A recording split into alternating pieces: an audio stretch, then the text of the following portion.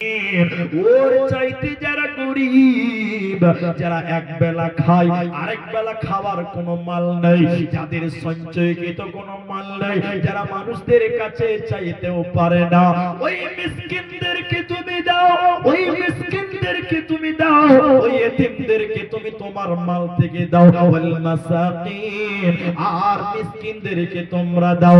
আর মুসাফির যারা তোমার বাড়ির দরজায় যারা এসেছে, যারা পথচারী ফকির, তুমি তাদেরকে দাও। অতএব আল্লাহর মহব্বতে দাও, আল্লাহর মহব্বত দাও। এতিমদের, নিকট আত্মীয়দের, মিসকিনদের, পথচারী ফকিরদের, মুসাফিরদেরকে দাও। এগুলো আল্লাহর রাস্তায় ব্যয় করো। তাহলে কিয়ামতের দিন আল্লাহ বলবে, বান্দা তুমি তোমার মালকে কিভাবে খরচা করেছিলা, তখন তুমি পাই পাই করে বুঝিয়ে দিতে পারবে। নচেতে পারার উপায় রবে না, রবে না। নারে তাকবীর। মালের ব্যাপার আর একটা কথা বলি, আজকে আছে মাল, কালকে নাও থাকতে পারে, কোনো গ্যারান্টি। এখন একটা উদাহরণ দিই, একটা লোক, ওই লোকটার 30 কোটি টাকার সম্পত্তি আছে। একটু বলেন কত কোটি টাকা? 30 কোটি টাকা। তিনটে ছেলে আছে, বাপ হঠাৎ প্যারালাইসিস হয়ে গেছে, অসুস্থ হয়ে গেছে, বুড়া হয়ে গেছে।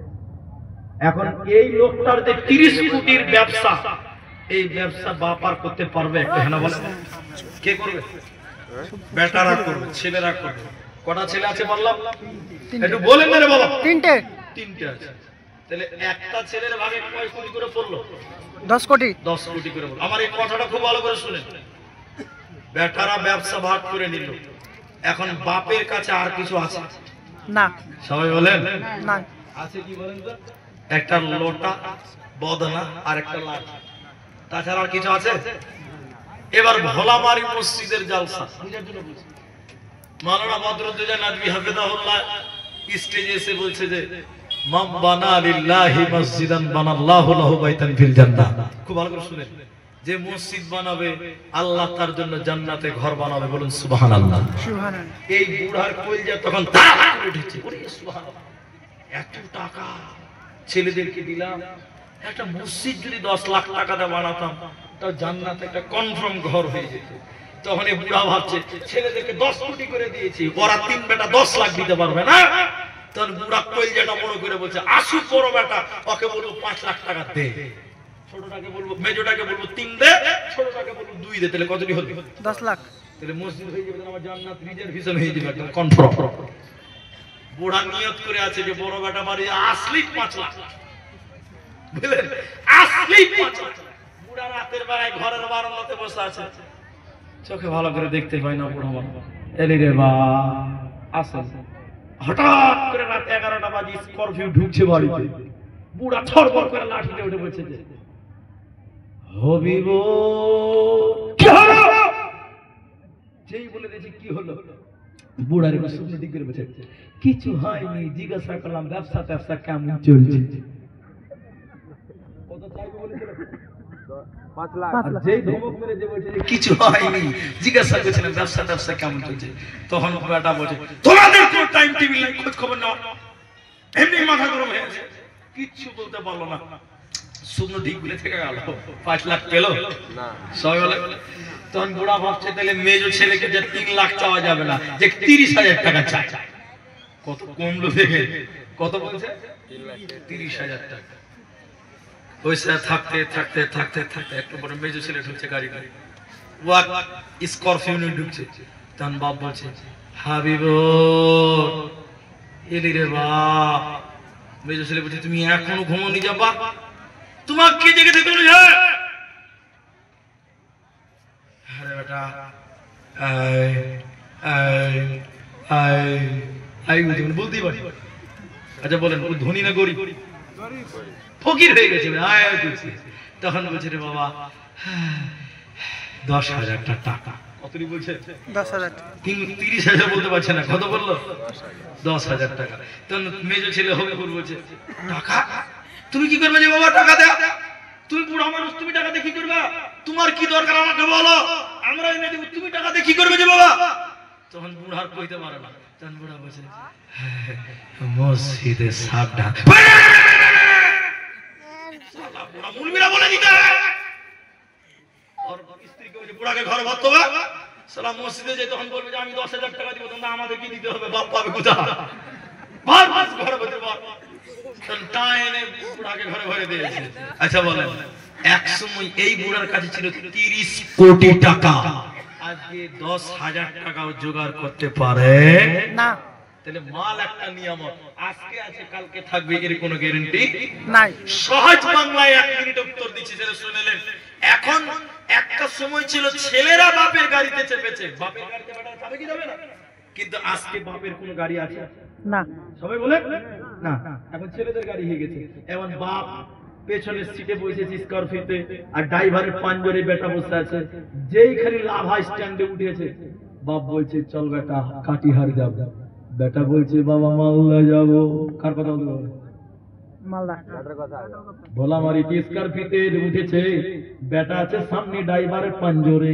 বাপ আছে পেছনে ড্রাইভারের পেছনে এবার যে ভোলামারি থেকে গাড়িতে উঠে চলে গেল লাভা স্ট্যান্ডে দাঁড়িয়েছে ছেলেকে বাপ বলছে বেটা রে চলো কাটিহার যাব বেটা বলছে বাবা মালদা যাব বলেন কার কথা চলবে আজকে বেটার কথা আজকে বাপের কথা চলবে না যেদিন তোমার কাছে হ্যান্ডেল ছিল সেদিন তোমাকে দুবার কাটিহার যেতে হতো আজকে হ্যান্ডেল হাতছাড়া হয়ে গেছে মাথা ঠুকে মরে গেলে আর যেতে পাবে না মালের একটা হ্যান্ডেল আছে আজকে তোমার মাল আছে কালকে নাও থাকতে পারে যখন তোমার কাছে মাল আছে মসজিদ বানাও মাদ্রাসাতে দাও এতিমকে দাও ফকিরকে দাও যেদিন মাল ছেলেদের কাছে চলে যাবে সেদিন তুমি আফসোস করবে বটে সেদিন দান করতে পারবে না নদীর কোল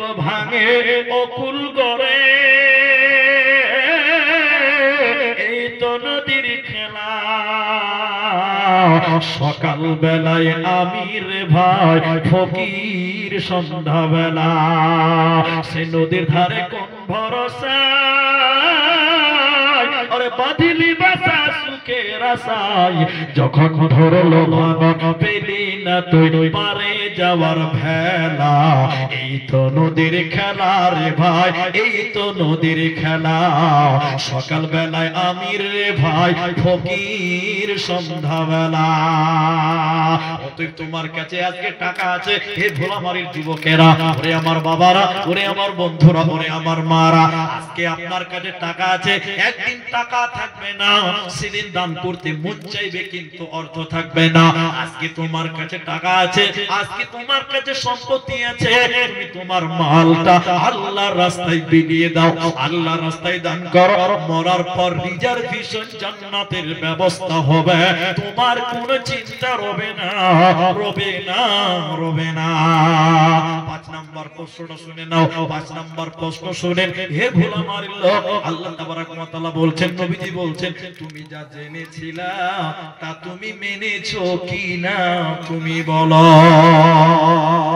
নারায়ে তাকবীর আমি আপনাদের ভোলামারিকে ভালোবাসেছি আপনারা যথেষ্ট ভালোবাসা দিয়েছেন কিন্তু আমার বক্তব্য শেষ হয়নি আমার উপরে শেখ বদরুদ্দোজা নদভী হাফেজাহুল্লাহ তিনি আমাদের এখন মুরব্বি হয়ে গেছেন বয়স হয়ে গেছে উনার বক্তব্য মানে উনারকে আমরা জোর করে বক্তব্য দিতে পারবো না খালি দোয়াটুকু নিতে পারবো তো উনার কাছ থেকে আপনারা দোয়া নেবেন বেচারা অসুস্থ মানুষ হয়তো কখন দেখবেন খবর হয়ে গেছে আল্লাহ নাই আল্লাহ নিয়ে নিয়েছে তাহলে আজকে আপনারা পেয়েছেন এটা সৌভাগ্য তার কাছ থেকে আমরা দোয়া নিব বলুন ইনশাআল্লাহ ইনশাআল্লাহ আর আমি এখন ঘড়িতে বাজে 42 বাজে 11টা 42 আমার কাছে কাগজ জমা হয়ে গেছে আপনাদের কাছে শুধুমাত্র আপনাদের কাছে আর মাত্র 25 মিনিট টাইম আমি চাইছি আপনারা উঠবেন না বলুন ইনশাআল্লাহ একবার বলুন ইনশাআল্লাহ ইনশাআল্লাহ এখন এটা মাদ্রাসার জালসা মাদ্রাসা এই পাঞ্জরে ছিল তখন থেকে আমি এখানে আছি